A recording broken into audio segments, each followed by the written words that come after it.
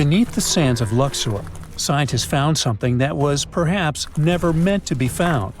Over 1,000 decorated stone blocks that belonged to the ruined temple of a woman pharaoh.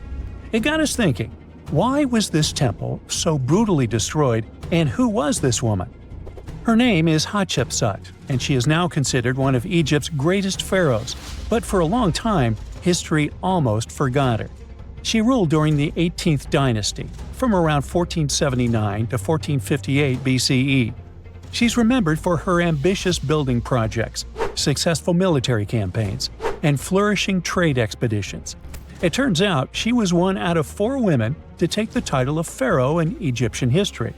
The next woman would have to wait for 1,500 years to reign, and that woman we know as Cleopatra. The story of how Hatshepsut got to be a pharaoh is the most colorful part of this tale. As far as most dynastic rules go, it's usually men that are first in line for royal thrones. In Egypt, that was the same.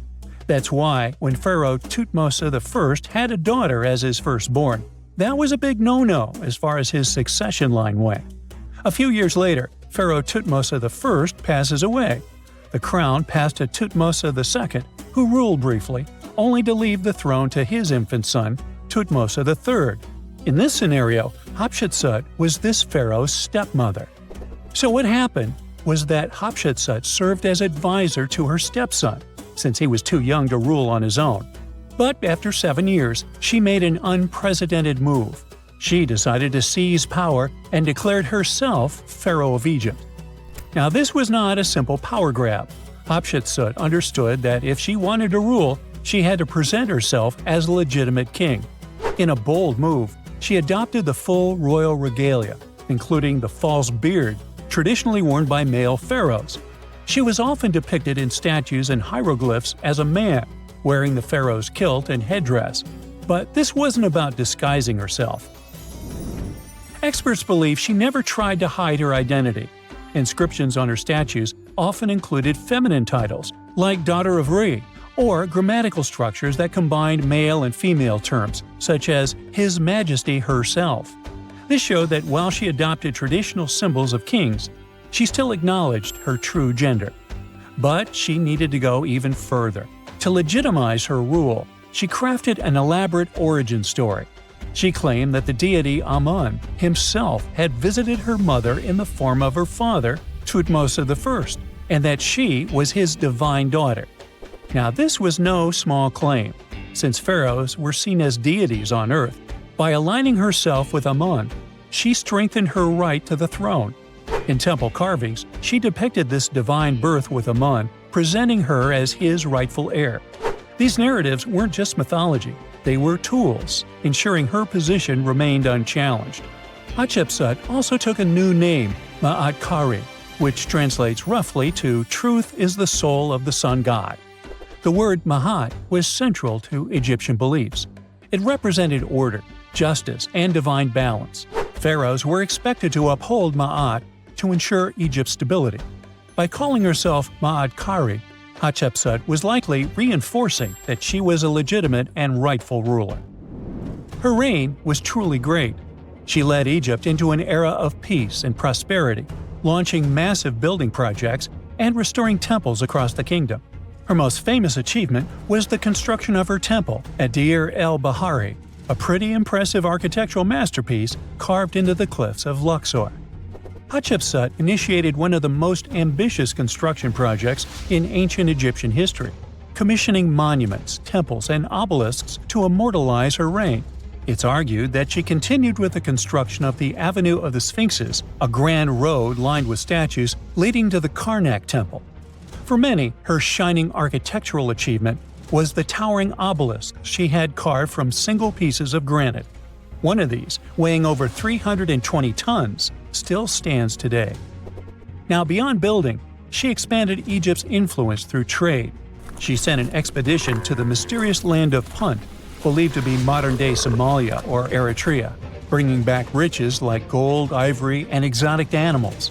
Her fleet of ships sailing the Red Sea marked the first recorded trade mission of its kind, establishing economic ties that would benefit Egypt for generations. Yet, for all of her success, something strange happened after Hatshepsut passed away. Her successor, aka her stepson Thutmose III, who had been overshadowed by her rule, took a drastic step. He ordered her name to be erased from history. Her statues were defaced, her inscriptions chiseled away, and her achievements credited to other rulers. It was as if she had never existed. Some believe Thutmose III wanted to reclaim his rightful place as pharaoh, while others suggest that later rulers, uncomfortable with the idea of a female pharaoh, sought to restore traditional male dominance. The story gets even more tragic. The power struggle between stepmother and stepson continues, since, even after her passing away, Thutmose III built his own temple right next to Hatshepsut's at the Valley of the Kings. But he built his temple with one deliberate modification. His monument was built 11 feet higher than hers. Mind you that this was no accident, it was a symbolic statement. He wanted to overshadow her legacy. But history had other plans. Hatshepsut's legacy started to be rediscovered in the 19th century, and it was only through careful archaeological investigation that her reign was properly recognized. Today, Hatshepsut is remembered as one of Egypt's greatest pharaohs. Her reign, once erased, has been reconstructed through constant archaeological discoveries, proving that her power and influence could not be so easily forgotten. Her resting place had been hidden in plain sight, her body removed from its original chamber in an effort to erase her from history. This final piece of evidence cemented her legacy, proving that even attempts to erase a pharaoh could not really do it. Hatshepsut's grand temple, Djeser-Djeseru, was a stunning architectural feat, designed to immortalize her reign and solidify her divine connection to Amun. But after her death, her successor, Thutmose III, launched that calculated effort to erase her legacy, and parts of her temple were dismantled. Historians still debate why. Was it a dynastic power move, an attempt to restore traditional male rule, or a bid to strengthen Thutmose III's claim to the throne? Maybe he was just a jerk. Whatever the reason, the destruction wasn't immediate. It happened decades after her death, suggesting it might not have been a personal revenge but a broader political strategy. Yet, despite these efforts, her temple endures, and so does her story, a defiant echo of Egypt's first great female pharaoh. Let's travel through space and time to another place. Dashur, Egypt, is known to be home to several resting places of people from ancient Egypt. In the year 2017, scientists uncovered a long-lost pyramid. They quickly called the Ministry of Tourism and Antiquities because they suspected it was going to be a big deal. Unlike most pyramids that were found in the area, this one was completely sealed. Lifting the capstone was a delicate process. When they finally managed to open the pyramid, they expected to find an undisturbed chamber. Instead, it was chaos. The place had been looted, and the personal items of the person that had passed away were scattered all over. But in the middle of the wreckage, they found a chest. Using the latest scanning technology, they managed to read the damaged hieroglyphs on its surface. What they found was unbelievable. The name inscribed there was as clear as day: Princess Hatshepsut. Ooh. The discovery made in 2017 also opened up a lot of questions. After further analysis, scientists discovered the remains belonged to another Hatshepsut. It belonged to a princess that lived during Egypt's 13th dynasty. The fact that her resting place had been looted before it was sealed made scientists wonder, were these ancient people trying to hide something about this public figure? And why is there almost no record about her in ancient Egyptian history? Ooh, stay tuned. It turns out that the Great Pyramid of Giza is even more advanced than we thought. It can handle earthquakes with magnitudes of at least 6.8, and that's a big one. During powerful quakes, while nearby buildings were collapsing to the ground in ruins, the pyramid just absorbed the shaking and stayed standing. Was there a secret mechanism that helped it? More than 4,500 years ago, ancient Egyptians built one of the heaviest structures in human history, the Great Pyramid of Giza. Pharaoh Khufu ordered its construction around 2500 BCE. and it took about 26 years to finish. Workers dragged and stacked more than 2.3 million stone blocks, and some of them weighed several tons each. The finished pyramid was about 480 feet tall. It's just a bit lower than the Ritz Tower in Manhattan, which reaches 541 feet. But that might not even be the most shocking part. The pyramid was likely built to handle earthquakes. Recently, researchers from Egypt and Japan decided to study how vibrations move through the pyramid. Now, the pyramid is over 4,600 years old, so they didn't want to shake it on purpose and risk damaging it. But they still managed to test about 40 different spots inside and around the giant structure with the help of special equipment called highly sensitive accelerometers. Their tools measured tiny waves moving through stone. Ultimately, it could help them figure out what would happen if the ground started shaking. It turns out that instead of concentrating all the force of vibrations in one place, the pyramid spreads the energy through the structure. In simple words, it behaves like a giant shock absorber. The vibrations weaken while moving through the pyramid, instead of building up and cracking it apart. Egypt has been shaken by earthquakes many times over thousands of years. Some of them were strong enough to wreck entire parts of Cairo. And while some nearby buildings were badly damaged or completely destroyed, the Great Pyramid is still standing. Scientists say that the structure is incredibly balanced. The huge weight is distributed so evenly that the pyramid remains stable even when the ground moves underneath it. The shape helps too. A pyramid pushes weight downward and outward, and this makes it harder for its parts to collapse inward. For example, in 1992, a massive earthquake hit Egypt. It had a magnitude of 5.9, and its epicenter was about 20 miles southwest of Cairo. It damaged or destroyed more than 129,000 buildings.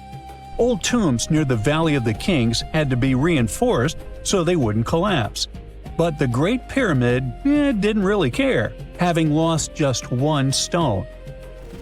One big reason is the pyramid's design.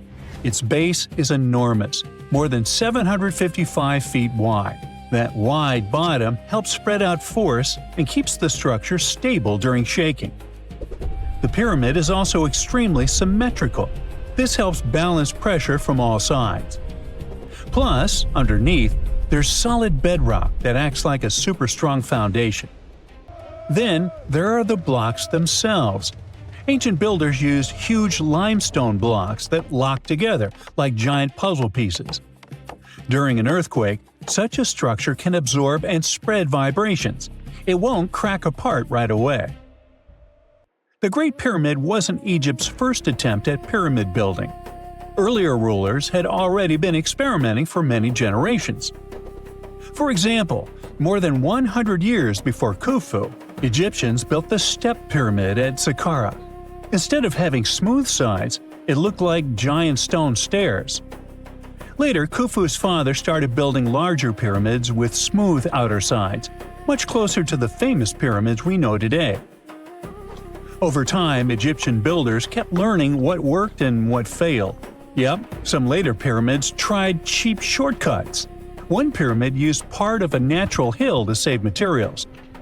But that made the structure less stable because fewer blocks locked together. Another pyramid, called the Black Pyramid, was built mostly from mud bricks. True, it was cheaper, but also much weaker. No wonder it aged horribly. Rain and erosion slowly destroyed the structure. Some of those later pyramids eventually collapsed completely.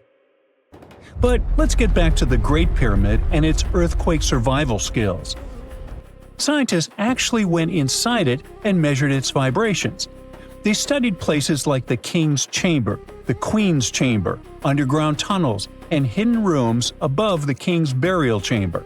They found out that the entire pyramid vibrated almost perfectly evenly from one stone block to another. It means that the whole construction moves together as one giant object instead of shaking apart in different directions. And that's the most important thing during an earthquake. Now, the ground around the pyramid vibrates very differently, at a much lower frequency. So, when the Earth shakes, the pyramid doesn't fully sync up with those dangerous vibrations. And that helps reduce the force moving through the structure. Imagine pushing someone on a swing. If your timing matches the swing, it goes higher and higher. But if the timing is off, the movement weakens. The pyramid seems to work the same way with earthquakes. Scientists also discovered something else inside the structure. Above the king's chamber, there are several small relieving chambers. And no, they aren't bathrooms. Before, many people thought that they only help support the weight of the ceiling. But now, researchers believe that those chambers may also help weaken earthquake vibrations before they reach the most important inner rooms. In other words, the pyramid must be redirecting and softening shock waves inside itself. Overall, the pyramids are much more amazing than we think. They aren't simply giant tombs built by slaves. Archaeologists found entire workers' villages near the pyramids. The builders had houses, food, medical care, and organized work teams. They were skilled laborers and got paid for their work. They needed those skills and a lot of strength. After all, some of the limestone and granite blocks weighed 80 tons. That's heavier than a fully loaded semi-truck. And they came from quarries miles away. So, how did the workers move them? Well, one theory claims that they used wooden sleds moving on wet sand. Or probably there were special lubricated paths. So far, we haven't figured this mystery out yet. The pyramids also look completely different back then. Today, they look kind of rough and dusty. But originally, they were covered in smooth white limestone. It was polished so brightly that the sunlight reflected off the pyramids like mirrors. Inside the Great Pyramid, the temperature stays close to 68 degrees Fahrenheit almost all the time, even when the desert outside gets scorching hot during the day and freezing at night. The massive stone walls work like giant insulation. The Great Pyramid also lines up almost perfectly with north, south, east, and west. That means the ancient Egyptians understood astronomy better than most people think. The pyramid might have even been an observatory, not just a tomb. Now, there's another mystery of the Great Pyramid: hidden chambers. Using thermal cameras and muon radiography, researchers have detected empty spaces inside the pyramid.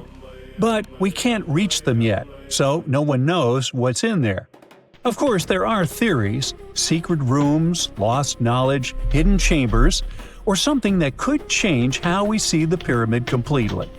Because the strange part is, even though the pyramids are supposed to be tombs, no one has ever found a mummy inside the Great Pyramid. The whole complex is huge. Giza isn't just 3 pyramids. There are smaller satellite pyramids, temples, worker villages, and long walkways connecting everything. The whole area shows how much planning went into these structures and how important they were to the ancient Egyptians. And the math involved is cool too. The Great Pyramid's base covers about 13 acres, and if you take the perimeter of the pyramid and divide it by the height, you'll get roughly 3.1416. That's pi. The ancient Egyptians managed to do it without modern tools, and scientists still don't understand how. Then, there's the alignment with the stars. Some researchers have proposed that the 3 main pyramids at Giza line up with the 3 stars in Orion's belt. If it's true, that might not be an accident. The ancient Egyptians believed that their pharaoh's souls would rise to the sky through that constellation.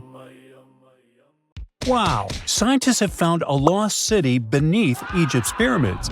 And it's incredibly large, bigger than the biggest target you can imagine. Underground chambers, passageways, and vertical structures. Scientists have no idea what purposes they served. But let's start from the very beginning. Italian and Scottish scientists studying the Pyramid of Khafra discovered something that looked like secret tunnels under 3 pyramids. This find might change what we know about ancient Egypt. The expedition, called the Khafra Project, was led by Corrado Malunga from Pisa, Italy, and Filippo Biondi from the University of Strathclyde, Scotland. Their mission was to focus on exploring Khafra's pyramid, the second largest on the Giza Plateau. Scientists uncovered a massive structure beneath the Pyramid of Khafra. Could it be an ancient Egyptian underground city? The experts analyzed the data they had and came to the conclusion that 8 large vertical structures could be hiding beneath, possibly wells or shafts. They extend a staggering 6,500 feet across. Imagine placing 2.5 Burj Khalifas on the ground, one after another, and you get the sheer size of this find. These shafts also plunge nearly 2,000 feet underground. Some of the deepest underground stations in the world are located at a mere 380 feet underground or so. These cylindrical shafts are surrounded by spiral paths. Picture some old Gothic castle. They're connected to 2 giant, weirdly shaped chambers. Are those cubes? Or possibly bowls? Each of these chambers is likely more than 260 feet across. Now, even though we know about the structures now, no one has figured out their original purpose yet. Want to hear something even more shocking? Okay then, the team is almost sure that similar access points can be found under all 3 pyramids. In other words, all of them might be linked by a hidden system of underground tunnels, chambers, and passages.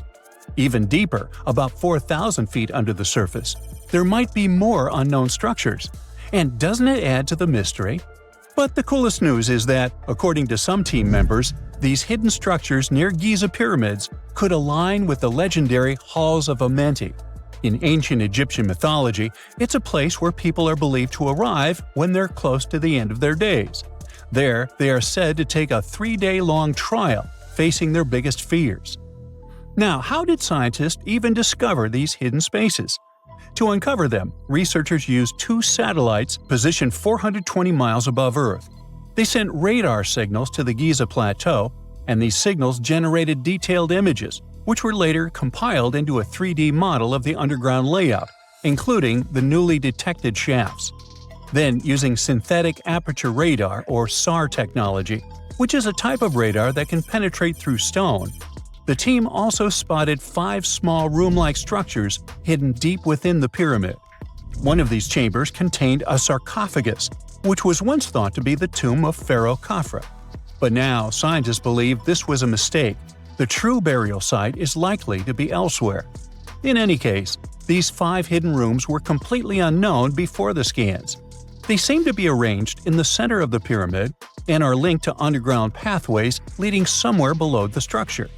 There's an opinion that these tunnels could lead to more hidden chambers and wells. Some of them might be around 4,500 years old. Wow, what if they help us solve ancient civilization mysteries? Preliminary data suggests that all this underground space can be much more than a few empty chambers.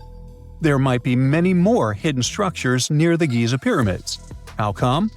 Well, the thing is, the structure appears to include hollowed-out sections with spiral pathways leading even deeper underground. Refining the images hinting at this could reveal an extensive subterranean network. It might be a whole city hidden under the surface.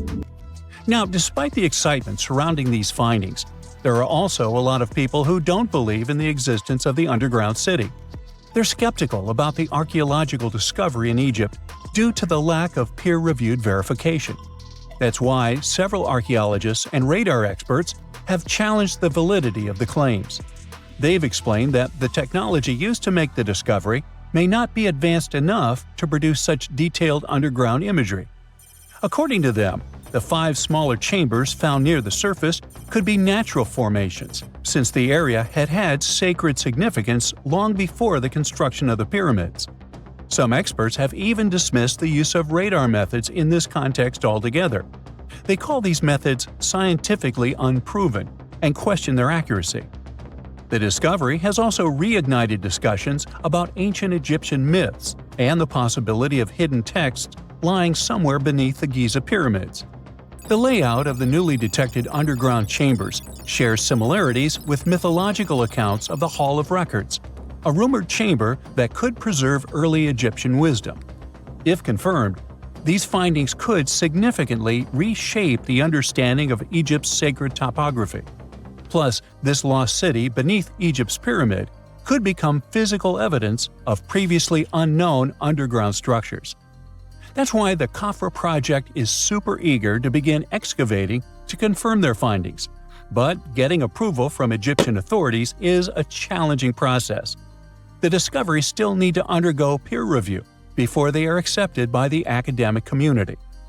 By the way, this recent archaeological discovery in Egypt comes on the heels of another discovery involving a weird structure beneath the Royal Giza cemetery, which researchers believe is unnatural in origin. Archaeologists used remote sensing techniques and uncovered a mysterious L-shaped structure underground in the western cemetery of Giza. This area is known to house burials of royal family members and high-ranking officials. Many of the tombs in the cemetery have above-ground mastabas, rectangular stone or mud brick structures with flat roofs.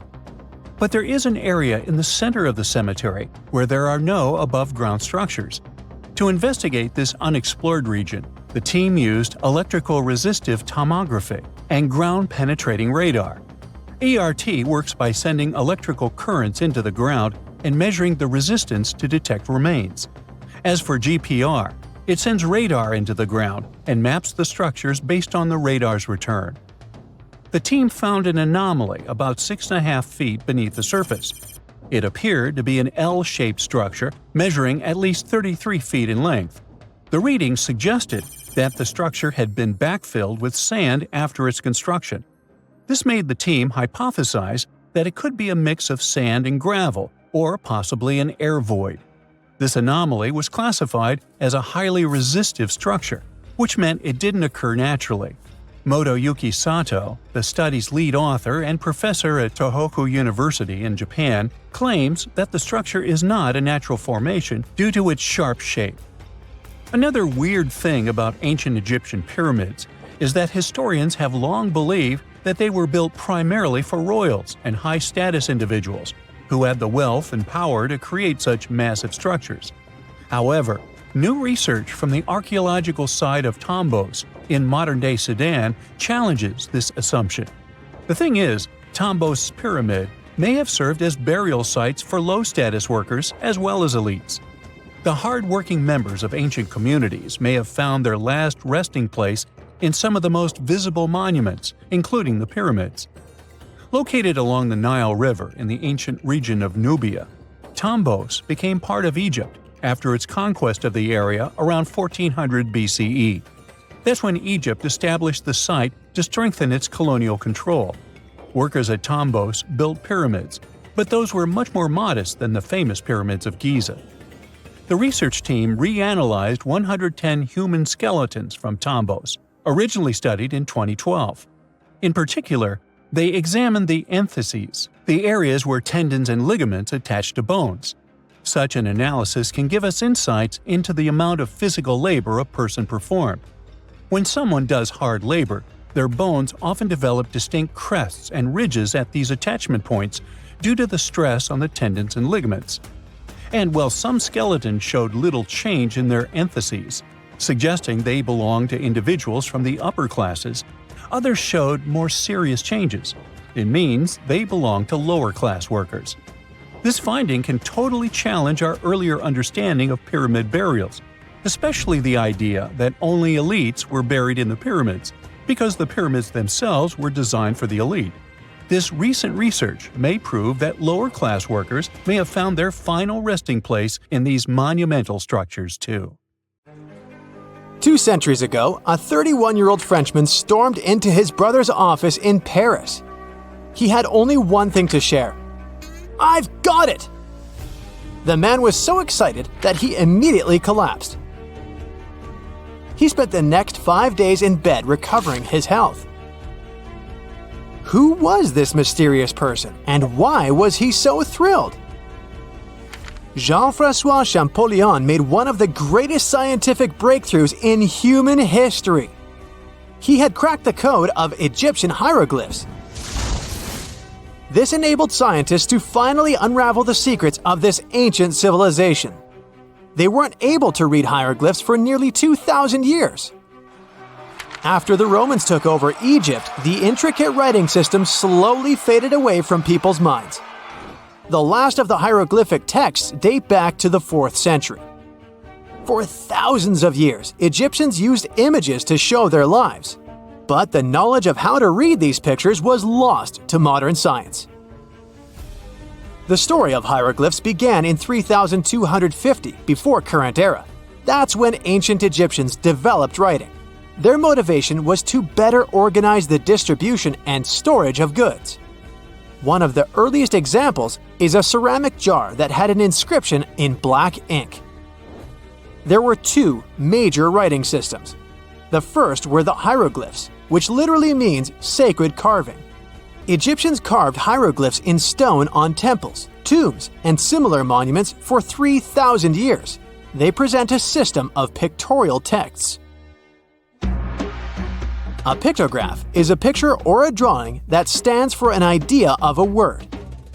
It's a precursor to the true writing as we have it today. For example, when Egyptians wanted to write ibis, they would draw a small image of the bird. Hieroglyphs can be found on walls. They were a formal way of writing. The other writing system was hieratic. Egyptians mostly used it when writing on papyrus. That's an early, thicker form of the paper we have today. It soon evolved into demotic. This improved version became the most common writing systems in ancient Egypt.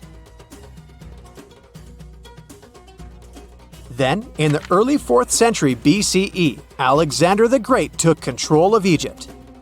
This was the time when the Greek Ptolemaic dynasty ruled the country. You've probably heard of the last ruler of this dynasty, Cleopatra. During her time, Egyptian Demotic and Greek were used side by side.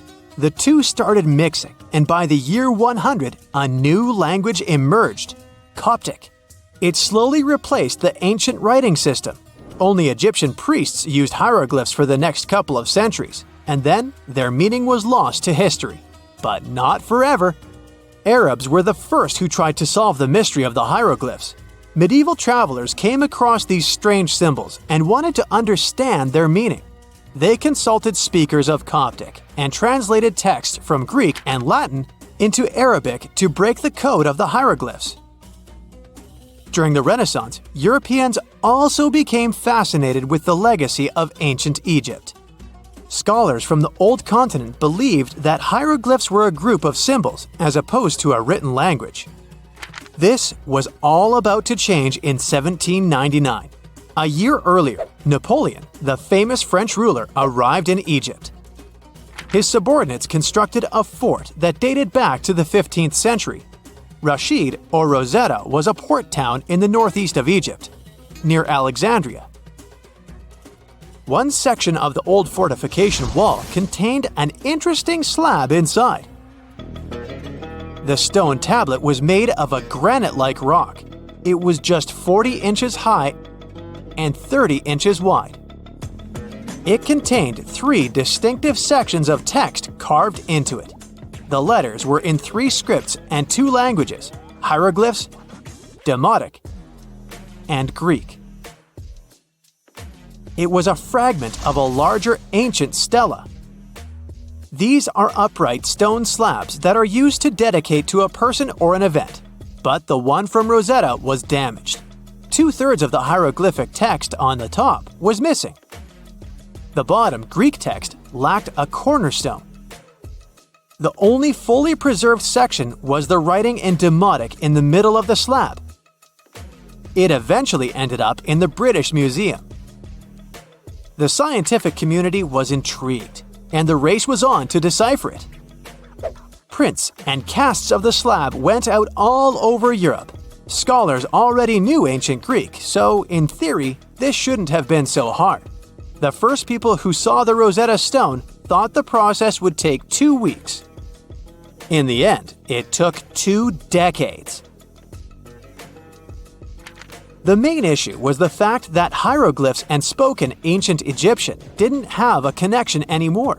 Scientists didn't know what sounds the letters on the slab corresponded to. Imagine if English disappeared 1,000 years in the future.